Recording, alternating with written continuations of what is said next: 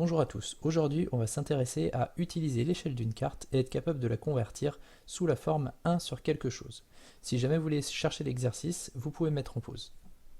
Allez, c'est parti. On prend la question 1. Calculer la distance entre Nantes et Le Mans à vol d'oiseau. Donc première chose, je prends ma règle et je mesure sur la carte. Alors voyons ce que ça donne. Moi je mesure 6,3 cm. Donc petit 1, Nantes, Le Mans,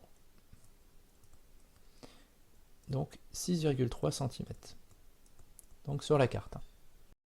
Ensuite, je cherche l'échelle de la carte. Vous avez tous vu, elle se trouve ici. Donc qu'est-ce que je fais? Je prends ma règle, je la mesure, et je trouve donc que ça fait 2,1 cm. Donc l'échelle, eh bien 2,1 cm sur la carte correspond donc à 50 km en réalité. Alors moi, ce qui m'intéresse, c'est de calculer la distance entre Nantes et Le Mans. Donc c'est 6,3 cm sur la carte. Et donc, je veux savoir combien cela représente en réalité. Donc, j'ai plusieurs méthodes pour arriver à ce résultat. Je vous propose de repasser par l'unité. Donc, j'ai mon 50 km qui représente 2,1 cm. Moi, j'aimerais bien savoir déjà combien représente un seul centimètre. Pour savoir combien représente un seul centimètre, eh bien, je vais le diviser par 2,1. Ce qui va nous permettre de trouver eh bien, ce que représente 1 cm, mais en réalité. Alors je ne mets pas le résultat intermédiaire.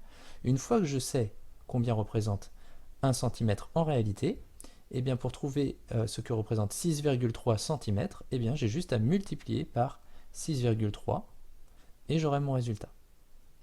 Donc je le tape à la calculatrice. Ça tombe très bien, ça tombe juste en plus. On trouve 150 km. Et donc voilà, donc j'ai terminé sur cette première méthode.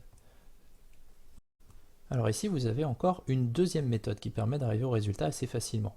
Je peux chercher un coefficient de proportionnalité ici. Et là, il se trouve qu'il est très simple. Il se trouve que pour passer de 2,1 à 6,3, il me suffit de multiplier par 3. Alors attention, c'est pas toujours aussi simple. Et du coup, je vais faire pareil de l'autre côté. Donc si c'est 3 fois plus grand sur la carte, eh bien en réalité, ce sera aussi 3 fois plus grand. Et du coup, je peux retrouver ainsi mon 150. Troisième méthode pour les adeptes du produit en croix, même si c'est hors programme en cinquième, on peut vérifier que ça marche. On prend 50, multiplié par 6,3 et divisé par 2,1 et on retrouvera le résultat. Notez qu'on obtient exactement les mêmes calculs, sauf que le fois 6,3 est avant et le divisé par 2,1 est après. L'avantage de la technique que je vous ai proposée en première, eh bien c'est que celle-ci est basée sur de la compréhension.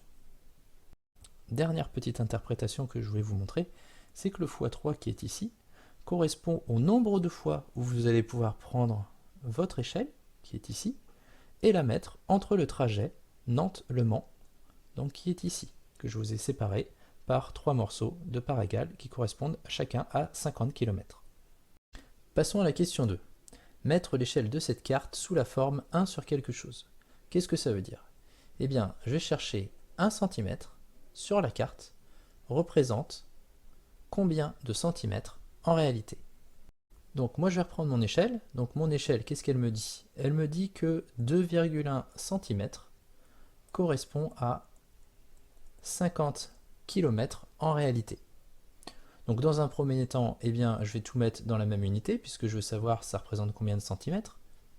Donc j'ai toujours 2,1 cm sur, et je convertis mes kilomètres en centimètres. Donc kilomètres, après les kilomètres, je mets un zéro de plus, je passe dans les hectomètres, puis les décamètres, puis les mètres, puis les décimètres, puis les centimètres.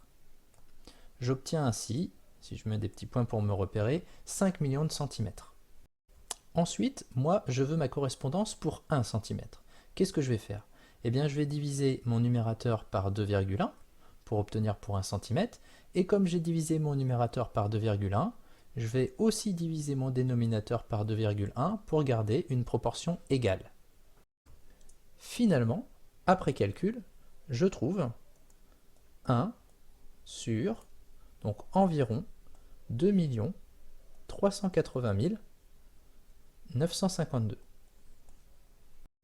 En réalité, on ne donne jamais une échelle avec une aussi grande précision. Pourquoi? Parce que si on avait mesuré 2 cm au départ, c'est-à-dire si on avait fait 1 mm d'écart avec la valeur qu'on a choisie, eh bien on aurait trouvé une échelle de 1 sur 2 500 000. C'est-à-dire que ça modifierait tous les chiffres, presque tous les chiffres, sauf le 2. Donc ici on aurait un 5 à la place du 3. Concrètement, qu'est-ce que ça veut dire? Ça veut dire que pour une erreur de 1 mm de mesure sur ma carte, eh bien j'engendre une erreur de 100 000 cm en réalité, environ 100 000 cm en réalité. Donc c'est énorme.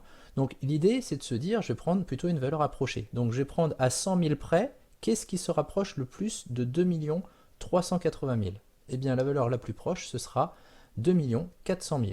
C'est pourquoi l'échelle que je vais donner en réponse finale est de 1 sur 2 400 000.